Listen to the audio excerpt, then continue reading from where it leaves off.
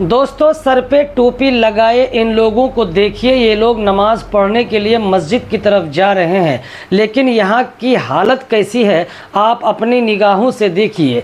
इन ऐसी हालत का ज़िम्मेदार कौन है? आखिर क्यों इन इलाकों में हालत में सुधार नहीं होती? ये एक बड़ा सवाल है। कौन है इन सब का ज़िम्मेदार? ये पूछ रहा है यहाँ के लोग। आप ज़रा तस्वीरों में देख पा रहे होंगे कि लोग किस तरह से जा रहे हैं। कहा यह जाता है कि नमाज़ पढ़ने के लिए अगर आप जाते हैं तो आपका पाक साफ़ होना बहुत ज़रूरी है। अब ज़रा बताइए कि इनमें से अगर कोई इस कीचड़ में फिसल कर गिर जाए, कपड़े गंदे हो जाए, तो ये मस्जिद तक भी नहीं जा पाएंगे और नमाज कज़ा हो जाएगी।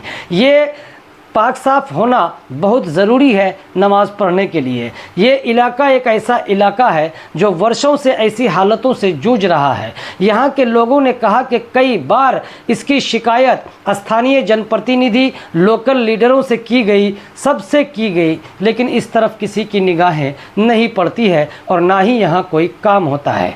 ये रास्ता है चाकुलिया विधानसभा के निज़ामपुर 1 नंबर ग्राम पंचायत के सिहार से कानकी ग्राम पंचायत के मजलिसपुर तक ये रास्ता जाता है। और इस रास्ते की हालत ऐसी है कि बड़े बड़े गड्ढे हो गए हैं, लोगों को यातायात में दिक्कत होती है। जब हल्की सी भी बारिश होती है तो रास्ते में कीचड़ जम जाता है, जिससे लोगों को काफ़ी समस्याओं का सामना करना पड़ता है।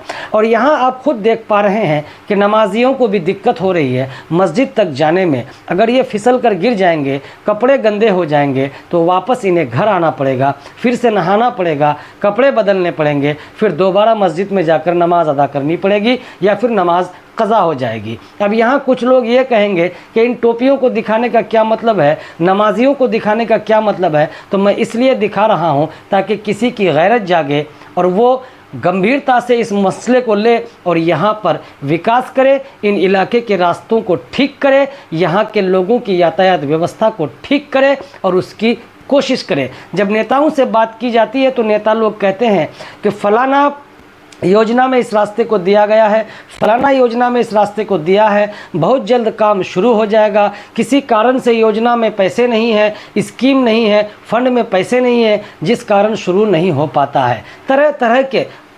तरह तरह की बातें सामने आती है, लेकिन जो ज़रूरत है लोगों की वो होना बहुत ज़रूरी है। मैं भी रिक्वेस्ट करूंगा स्थानीय जनप्रतिनिधि, प्रशासन, यहाँ के जो जिम्मेदारान लोग हैं सबसे कि इन इलाकों की ऐसी हालत को सुधारिए।